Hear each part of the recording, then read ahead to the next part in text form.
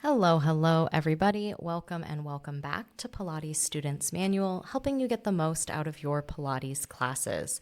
I'm Olivia. Remember, you get the latest updates about everything I'm working on by joining the community at buymeacoffee.com/Olivia Podcasts and on Instagram at Pilates Students Manual. Pilates Teacher's Manual, the book, is now available for purchase as both an EPUB and PDF file, as well as on Kindle on Amazon. You can purchase it and other podcast merch at shop.oliviabioni.com. And you can also convert that EPUB and PDF version of my book into a Kindle-friendly file by visiting amazon.com/send to Kindle. Today's episode is about making sense of some of the anatomical terminology that you might hear in your Pilates classes. Of course, not all Pilates teachers cue the same way, so your teacher may not use all of these words. They're not doing anything wrong. There's lots of ways to ask you to do something, but some instructors do cue using this anatomical terminology, which can be kind of confusing until you learn what those words mean. It can even feel like learning a different language. So I'm here to offer you a bit of a primer or a guide to some common words or phrases that you might hear in your Pilates class. These are all words that relate to the position of the body, often the starting position of an exercise. And those words are prone, supine, seated, side-lying, inverted, kneeling, quadruped, and standing. Some of these words, like standing and seated, for example, do exist outside of Pilates, and you might already be familiar with it, but here is a body position glossary for you. Supine means lying on your back. You lie supine on the carriage for footwork, and you lie supine on the mat to prepare for the roll-up. Prone is lying on your stomach. You lie prone on the long box for pulling straps, and you lie prone on the mat when you prepare for swan dive. Seated is any position when you are sitting on your bottom. It seems obvious, but there are some variations, like legs extended when you sit tall with your legs long in front of you together, like in spine twist on the mat, or in a V with legs extended long but separated into a V like you would for saw. You could sit cross-legged or crisscross applesauce if you're me, which is both knees bent and ankles crossed in front of you. There's also a 90-90 where you take one of your legs from cross-legged and you flip it or internally rotate it so that your foot goes behind you, and then open the bend of the knees to about 90 degrees. You'll see that 90-90 seated position in barre classes a lot too. If you bend those knees from 90-90, a little bit more so that your front foot is touching your inner thigh of your back foot's leg. That's called a Z-sit, and we find that seated position in the exercise Mermaid in the Pilates repertoire.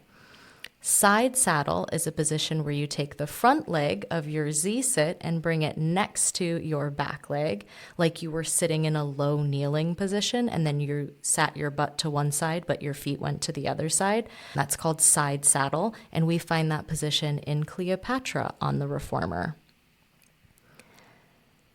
Side lying is in the name. You're lying on your side like you do in side kick on the mat or side lying foot in strap on the Reformer. An inverted position is any position where our hips and heart are higher than our head.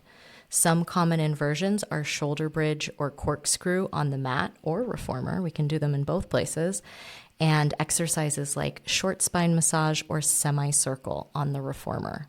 Kneeling is also called high kneeling or standing on the knees. We traditionally find this position in kneeling chest expansion on the Reformer or in side kick kneeling on the mat. There's also low kneeling where you start standing on your knees but then sit back onto your heels, which offers more stability because we have a lower center of gravity than we would in high kneeling and chest expansion on the Reformer. Your teacher may also challenge you with proposal position, which is the kneeling position often associated with proposing marriage, where you're standing on one knee but the other foot is stepped forward with both knees bent at 90 degrees. Quadruped is also called 4-point kneeling or hands and knees. In quadruped, you have your hands and knees on the mat, wrists under shoulders, knees under hips. This is the starting position for bird dog on the mat. Standing is, of course, anything when you are standing upright on your feet. Those are kind of big body positions. There's also a couple positions that are not necessarily leg, but leg-ish specific that can show up in Pilates. And those are tabletop, 45, and 90.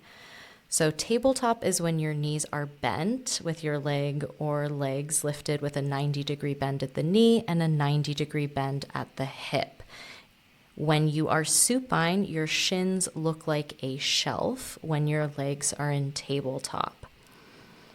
This could also be called a 90-90 because the angle at the hip and knee is also 90. So some of these positional words are contextual. If you're seated and your instructor asks you to go to a 90-90, it's going to be more like that slightly more open Z-sit position. But if you are lying on your back and your teacher says, take your legs into a 90-90, that would be legs in tabletop, just context cues in some things. The 45 is halfway between the floor and the ceiling, like a 45-degree angle. So your teacher may cue, bring your legs to the 45 in feet and straps to bring both of your legs long and about halfway down between the floor and the ceiling. Or you might bring your legs to the 45 when you're supine on the mat doing the 100. You may also be cued to reach to the 45 if you're doing an exercise like salute, either seated or kneeling with hands and straps on the reformer. Or you might hinge back to the 45 in a long spine rock back or lean backs, or however your instructor is describing that exercise in the short box series. The 90 often means straight up to the ceiling. Your teacher may cue legs to 90 to set you up for scissors or lower lift, double straight leg lower lift on the mat. Or if you're going to start leg circles in feet and straps, they might say legs to 90 to tell you to bring both legs up towards the ceiling. Other positional words that your instructor may use could reference the shape of the spine. So your teacher may cue the shape of the spine as flexed, extended, laterally flexed, or rotated. I did some super deep dives into those shapes of the spine, so check out those episodes for more detail about the different shapes our spine makes. If you split your body in two pieces, separating the front of your body and the back of your body, anterior would be referencing the front of the body, and posterior would be referencing the back of your body. I always remember posterior as another name for your tush, but you may also hear your teacher talk about the posterior chain or the posterior chain of muscles, and those are just the muscles that are on the back of your body. Flexing or flexion is bending at a joint, and a joint is where a bone or bones meet with other bone or bones. So if I am standing and I bring one leg into tabletop, so in standing tabletop, your hip is at 90 degrees, your knee is at 90 degrees, and your thigh would be the shelf of your tabletop. I have flexed my hip and flexed my knee. Both of those joints, my hip joint where my leg meets my pelvis, and my knee joint where my lower leg meets my upper leg bones and my kneecap is floating around there, both of those joints are bent to get into that position, so they are flexed. If you're flexing at the shoulder, that's lifting your arm in front of you towards overhead. Flexing the neck is bringing your chin closer to your chest. A chest curl is flexing your neck and your abdominals to lift your head and shoulders off of the ground from supine. I always think of flexion as the angle getting smaller. Going back to that standing leg and tabletop, when you are just standing with both feet on the ground, that's a 180-degree angle between your thigh and your torso. And then when you lift that leg into tabletop, your thigh gets closer to your chest. It was 180 degrees, but now it's 90 degrees. The angle got smaller, so that's flexion. That may not work for your brain, but that's how my brain conceptualizes it. Extension is the opposite of flexion. It's straightening the limb.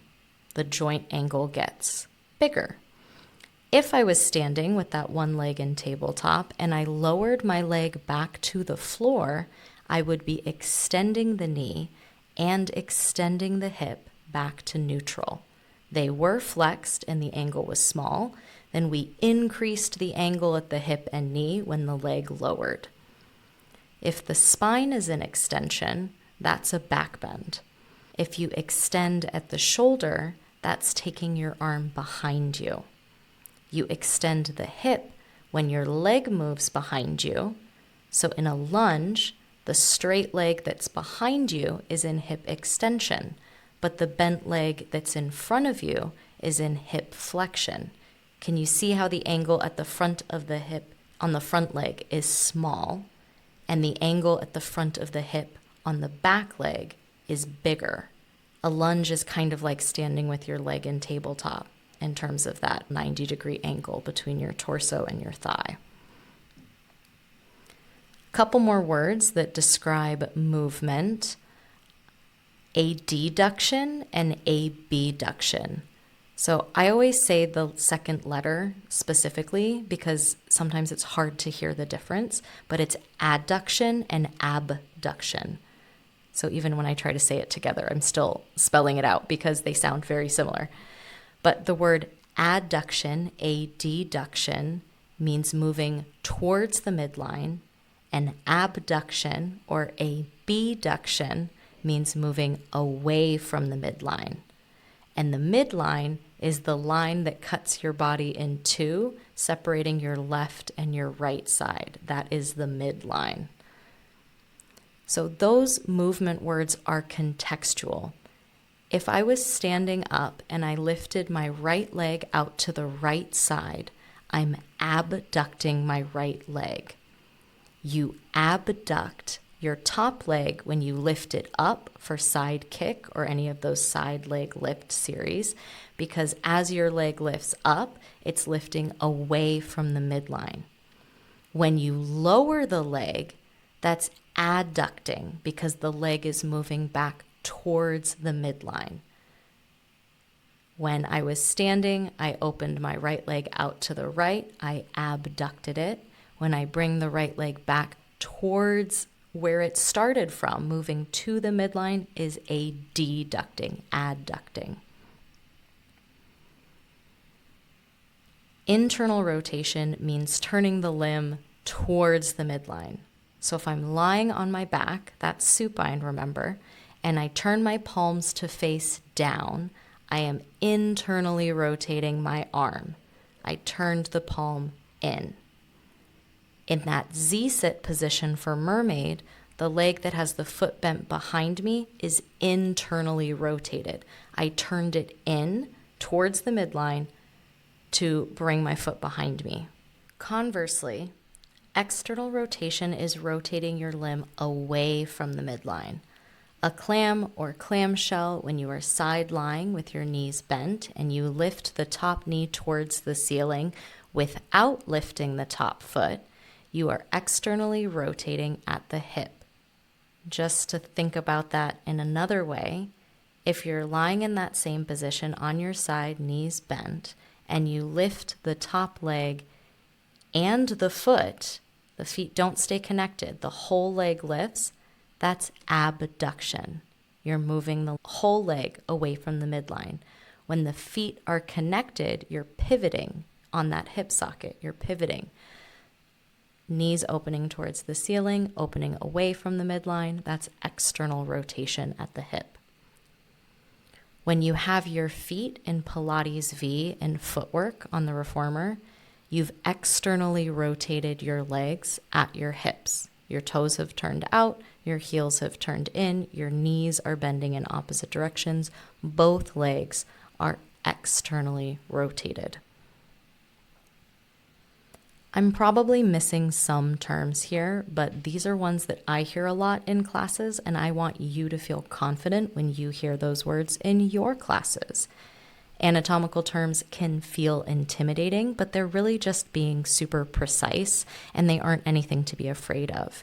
You can always check in with your instructor and ask questions if you're unsure of what a cue or what a movement word was. They are going to be happy to help and so excited to explain it to you. Huge thank you to all my supporters on Buy Me a Coffee. Thank you so much for your continued support. I am looking forward to some coffee chats this month. I hope you all have a great couple of weeks, and we'll talk again soon.